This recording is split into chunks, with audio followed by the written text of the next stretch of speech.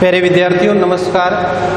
आज हम विशेषण की अवस्थाएं पढ़ने जा रहे हैं। विशेषण बिंदु को हमने पढ़ लिया था, विशेषण की अवस्थाएं पढ़ने जा रहे हैं। विशेषण की 3 अवस्थाएं होती हैं, मूलावस्था, उत्तरावस्था और उत्तमावस्था। मूलावस्था में किसी व्यक्ति या वस्तु की तुलना न करके सामान्य विशेषता बताई जाती है, वह मूल अवस्था होती है। किसी से तुलना नहीं की जाती, न तो व्यक्ति की न किसी वस्तु की किसी से तुलना नहीं की जाती। जैसे उदाहरण दे रखा है, ये मूलावस्था का उदाहरण दे रखा है। मूलावस्था का उदाहरण है ये मीनाक्षी सुंदर है। मीनाक्षी सुंदर है।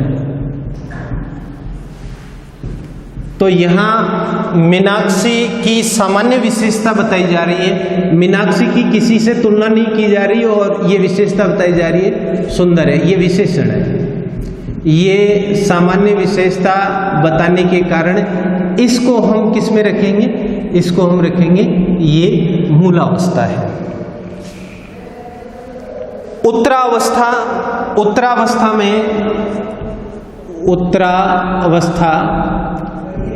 उत्तरावस्था में हम दो व्यक्तियों या दो वस्तुओं की तुलना करके किसी एक को श्रेष्ठ या निकृष्ट बताया जाता है। किसी एक को श्रेष्ठ या निकृष्ट बताया जाता है, या दो व्यक्तियों या वस्तुओं में तुलना करके किसी एक को अधिक या न्यून बताया जाता है। जैसे इसमें उदाहरण दे रखा है, मीनाक्षी पल्लवी से सुंदर है। मीनाक्षी पल्लवी से सुंदर है। तो यहां मीनाक्षी की तुलना पल्लवी से कर दी और पल्लवी से सुंदर बता दिया। ये वही डिग्री है जैसे अंग्रेजी में हम कहें, एक तो कहें गुड और एक बेटर और एक बेस्ट।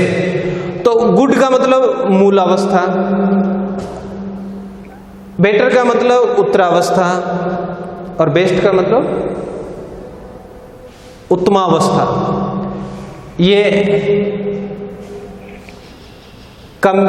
ये तो सामान्य विशेषता, ये फिर कंपैरेटिव डिग्री और सुपरलेटिव डिग्री, ये 3 होती हैं। तो उत्तरावस्था में दो व्यक्तियों के बीच में या दो वस्तुओं के बीच में तुलना की जाती है और तुलना करके एक को अधिक या न्यून बताया जाता है। फिर आती है तीसरी विशेषता, उत्तमावस्था। उत्तमावस्था में जहां 2 से अधिक व्यक्तियों या वस्तुओं की तुलना करके किसी एक को सबसे अधिक या न्यून बताया जाता है, उसे उत्तमावस्था कहते हैं। जहां 2 से अधिक व्यक्तियों या वस्तुओं की तुलना करके किसी एक को सबसे अधिक या न्यून बताया जाता है, उसे उत्तमावस्था कहते हैं। जैसे हम ये लिखें, मीनाक्षी कक्षा में सबसे सुंदर है।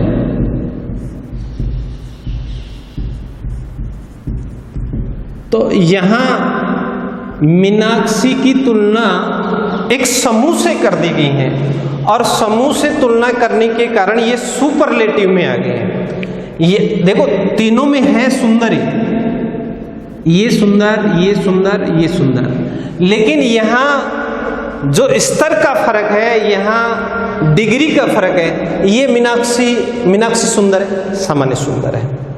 मीनाक्षी पल्लवी से सुंदर है, सामान्य से अधिक सुंदर है। और मीनाक्षी कक्षा में सबसे सुंदर है। तो यहाँ ये सुपरलेटिव डिग्री में आ गई।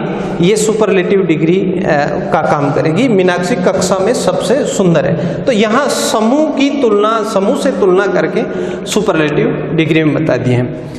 अब हम ये 3 अवस्थाएं होती हैं जिसको अंग्रेजी में ये सामान्य अवस्था, सुपरलेटिव और सामान्य अवस्था, कंपैरेटिव और सुपरलेटिव। ये गुड, ये बेटर और ये बेस्ट, ये 3 डिग्रियां होती हैं।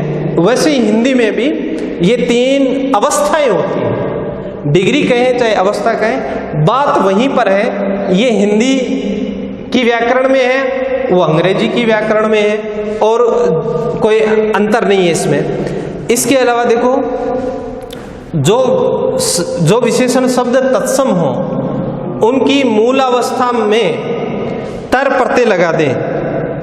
जैसे अधिक में तर लगा दिया तो अधिकतर बन गया। तो अधिक तो हो गई मूल अवस्था, अधिकतर हो गई उत्तरावस्था, और अधिकतम ये हो गई उत्तमावस्था। वैसे ही श्रेष्ठ हम लिखें श्रेष्ठ, और श्रेष्ठ मूलावस्था है, और श्रेष्ठ में श्रेष्ठ तर लगा दे तो ये उत्तरावस्था, और श्रेष्ठतम लगा दे, श्रेष्ठतम लगा दे तो ये हो जाएगी उत्तमा अवस्था। इस प्रकार से हम जो तत्सम शब्द हैं उन तत्सम शब्दों को हम इस प्रकार से भी कंपैरेटिव सुपरलेटिव यानी उत्तरावस्था और उत्तमावस्था में बदल सकते हैं। इसके अलावा देखो, उच्च, उच्चतर और उच्चतम, जैसे उच्चतम न्यायालय, तो ये इससे ऊपर कोई न्यायालय नहीं है, उच्चतम सबसे ऊपर, क्योंकि ये सुपरलेटिव है, सुपरलेटिव डिग्री है। इसके बाद में आती है विशेषण शब्दों का निर्माण कैसे होता है। एक तो संज्ञा शब्दों से विशेषण निर्माण, सामाजिक संज्ञा है और एक प्रत्यय लगा दिया जाए तो बन जाता है सामाजिक, ये विशेषण बन गया। भारत एक संज्ञा शब्द है और भारत में ये प्रत्यय लगा दिया जाए तो बन जाता है भारतीय। ऐसे ही अलंकार, अलंकार एक संज्ञा है और अलंकार में एक प्रत्यय लगा दिया जाए तो हो जाएगा अलंकारिक। ऐसे ही सर्वनाम शब्दों से संज्ञाओं, सर्वनाम शब्दों से विशेषण का निर्माण होता है। जैसे वह है, वह से वैसा बना दिया तो वह ये वह सर्वनाम है और ये विशेषण हो गया वैसा। यह से ऐसा बना दिया, यह से बन गया ऐसा, ये विशेषण बन गए, ये सर्वनाम है। तो विशेष सर्वनाम से विशेषण शब्दों का निर्माण होता है। इसके अलावा देखो, क्रिया से पूजन, पूजन एक क्रिया है, लेकिन ये प्रत्यय लगा दे तो हो जाता है पूजनीय, पूजनीय पिताजी, पूजा करने के योग्य पिताजी। तो इससे हम ये बना सकते हैं। जैसे लूट, और इसको बना दे लुटेरा, तो ये विशेषण बन गया और ये एक क्रियापद हो गया। तो इस प्रकार से हम संज्ञा शब्दों से विशेषण शब्दों का निर्माण कर सकते हैं, सर्वनाम शब्दों से विशेषण का निर्माण कर सकते हैं और क्रियापदों से विशेषण का निर्माण कर सकते हैं। तो हमने विशेषण के भेद, विशेषण की परिभाषा, विशेष्य की परिभाषा, ये सब पढ़ ली थी। आज हमने ये अवस्थाएं पढ़ी। तो 3 अवस्थाएं होती हैं और विशेषण बताने के साथ साथ में उसकी अवस्थाओं का भी हमें ध्यान रहना चाहिए, क्योंकि ये नहीं पूछते हैं फिर भी पूछ लिया जाए, क्योंकि हमारे टॉपिक के क्राइटेरिया में ये बात आती है। तो आज का ये टॉपिक समाप्त होता है विशेषण का। जय हिंद, जय भारत। अगले वीडियो में फिर मिलेंगे। नमस्कार।